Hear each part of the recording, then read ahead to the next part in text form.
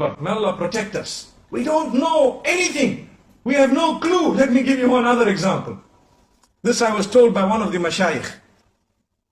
He says, there was a man who was fulfilling salah. And he was an irregular, but he made his tawbah and he came to the masjid. So he arrived at Salatul Fajr. And I hope, my brothers and sisters, that not a single one of us misses Salatul Fajr tomorrow morning. Is there a promise? By the will of Allah. You know, inshallah means 2-3 things. I'm sure you're aware. When people say inshallah, then you say, are you coming to my house? I say inshallah. Then when they don't come, you say, did I say yes? I just said inshallah. You got to say yes, inshallah. So are we ready tomorrow morning, Fajr? And the other 4 salahs as well. MashaAllah. Not just Fajr. Okay. So this man walks in for Salatul Fajr and he's standing. And the Imam starts reading Surah Al-Baqarah. Okay. He reads Surah Al-Baqarah. And it's a nice long surah. You know, Surah Al-Baqarah is very long. So this man is standing and he's thinking, hey, this Imam is reading long. Now, one of the cries of the masjid, my beloved Imams who lead the salah, do not over lengthen your salah. Stick to that which is sunnah. And understand it and realize that when you lengthen your salah, sometimes you are discouraging the weak ones behind you from coming for the next salah. So if you are standing and reading beautifully and the microphone is good and mashallah everything is beautiful and nice and the weather is beautiful and you are just prolonging, there are some of those Surah Baqarah people at the back, you know. So you need to remember they are still a bit weak, you know. So that is one of the cries of the masjid is, you know, calm down, cool it a little bit. Maybe you rather read a bit shorter so they come back. And we don't want to read quick in a way that we are insulting Allah. You know, Taraweeh time in the house of Allah, many of the Imams, they read like a Concorde. That's why they have stopped the Concorde now. Do you know that? Concorde is blocked, banned, finished, no more. All of them that are still there, they are just in museums because it's too fast. We have Concorde Salah. Alhamdulillah. What is that? Yeah, what is that? You are insulting Allah subhanahu wa ta'ala. Rather read short and clear than to read long and unclear, an insult to Allah. Who said you have to finish the Quran? To finish the Quran is a sunnah which is very great, but not at the expense of speed. Never ever. Remember that. And this I am addressing us as Imams who lead in the masjid. People say, I went and I listened to the whole Quran. That man used to finish Taraweeh in 10 minutes. Ah, what did you hear? You just heard the humming of a bee, that's all. Like a sound of a mosquito coming to your ear. And listen to the whole Quran. That man used to finish Taraweeh in 10 minutes. Ah, what did you hear? You just heard the humming of a bee, that's all. Like a sound of a mosquito coming to your ear. And that's all you knew. May Allah protect us. So this man came in for salah and he's reading the Surah Al-Baqarah is being read, and at the end of the salah, you know, he looked at the man next to him, nudged him, he says, hey, this Imam read very long. Which surah did he read? So he says, it is called Surah Al-Baqarah, which means the cow, and it is the longest surah in the Quran. So he said, okay, now I must ask, before I start my salah, which surah is being read? So Al-Baqarah was very, very long. So now he came for Salatul Maghrib, the poor fellow, and he started Allahu Akbar. So Imam finished Waladhalin and he starts Alam tara kayfa fa'ala rabbuka bi ashabil fil. So this man nudges the other one and says, you know what, before you start, what surah is this? He says, this is the elephant, Al-Fil. So that man says, if Baqarah was so long, I'm sure Fil must be even longer. Let me go away. My brothers and sisters, remember, this is the attitude and mentality of some of the public, because they are weak. So he says, no, this is one of the shortest surahs in the Quran. The reason I'm saying this, many reasons, there are many benefits for all of us, but one of them is, we have not yet made an effort to know the surahs and their meanings. That is why we do not achieve the sweetness within the salah. I have had occasions where I have led personally some long salawat of Salatul Fajr, and some people have come to me and told me, Sheikh, you should have read even longer, the meaning was so powerful. Subhanallah, that is the type of statement we need. But we don't know the meaning, we're not bothered. Like I always say, we've studied so many books. in order to achieve all those ology degrees we spoke about moments ago. But we haven't studied the one book of Allah subhanahu wa ta'ala, nor have we studied the sunnah of Muhammad sallallahu alayhi wa sallam. It requires an effort, it requires dedication, it requires time off work, it requires a lot. You have no guarantee that you will live to old age when you can do that.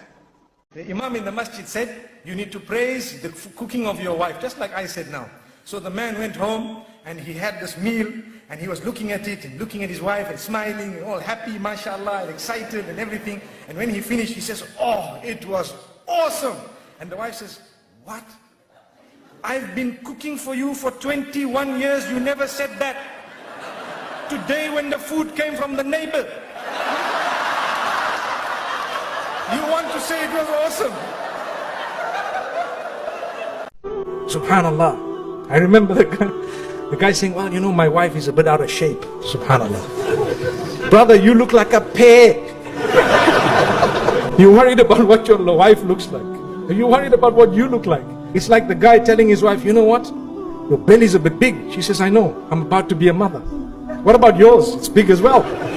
He says, well, I'm about to be a father. You know, once I was sitting on an aircraft, and I have a lot of time on an airplane. And I had an atheist sitting next to me and we were talking about faith, and he said, you guys are very bad. The Muslims, I said, no, you get good and bad in every faith. He said, not Islam. I'm saying, what do you mean? He said, Islam, everyone's bad. You believe in Quran? I said, yeah, Quran, we believe in Quran. He says, this Quran, it's got bad things in it. I said, what? He says, you know, it says that anyone who's not a Muslim is going to hellfire. That is very bad. You guys are filled with hatred. You guys, I said, brother, you don't believe in hellfire. Why are you worried?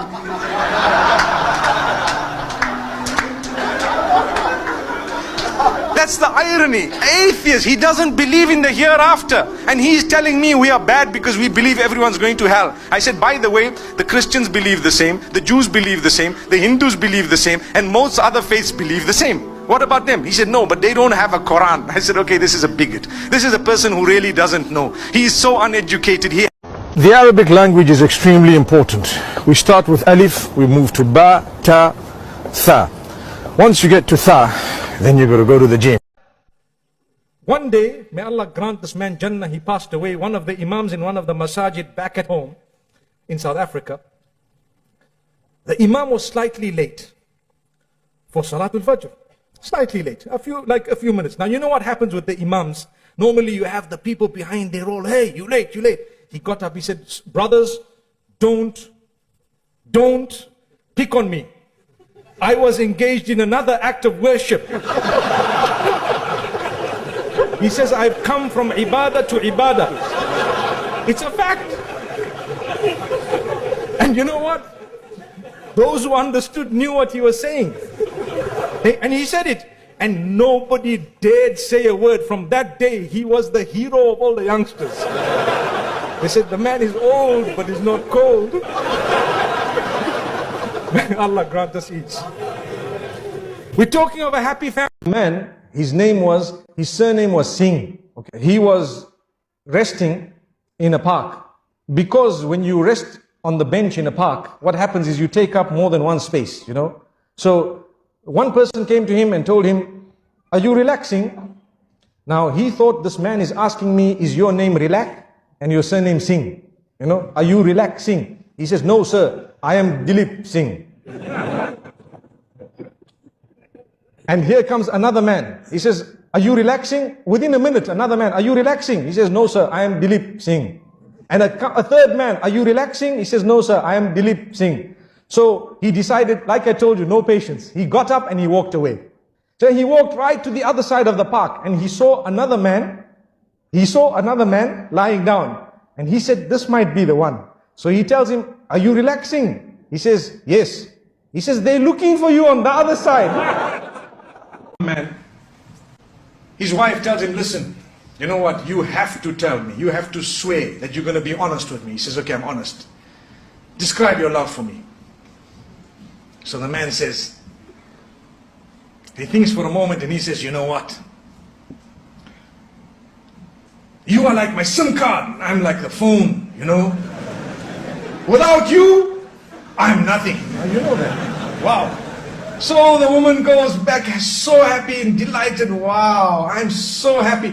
It's the sweetest, most romantic thing I've ever heard. Imagine, without a SIM card, what is a phone? So then he walks out, and as he's walking out, he says, and she's saying, wow, most romantic word I've ever heard. He says, she doesn't know my phone has a quad SIM. Allahu Akbar. Allah protect us. You have a father, he becomes a father-in-law. You have a son, he becomes a son-in-law. You have a daughter, she becomes a daughter-in-law. You have a mother, she becomes a mother-in-law. You have a wife, what does she become? She is the law. I have something very funny to share with you today, subhanallah, although it's a serious matter. So there's this sister in a country I'm not going to mention. For Eid, she purchases live chickens, 50 live chickens, to feed the family and whoever else there was. They were going to have a huge party. And so she asked one guy, do you know how to slaughter these halal? He says, yes. So this guy starts slaughtering them. And a little while later, she thinks to herself, wow, he's so quick. He's cutting it so fast. Let me go and see how he's slaughtering. Guess what? He was slaughtering every chicken. Assalamu alaikum. Assalamu alaikum. Assalamu alaikum. Assalamu alaikum. Can you believe it? That's not halal. He's supposed to have said, Bismillah, Allahu Akbar, in the name of Allah, and Allah is the greatest. You don't just go around saying Salam alaikum and eating your food. May Allah forgive us. Wasn't that?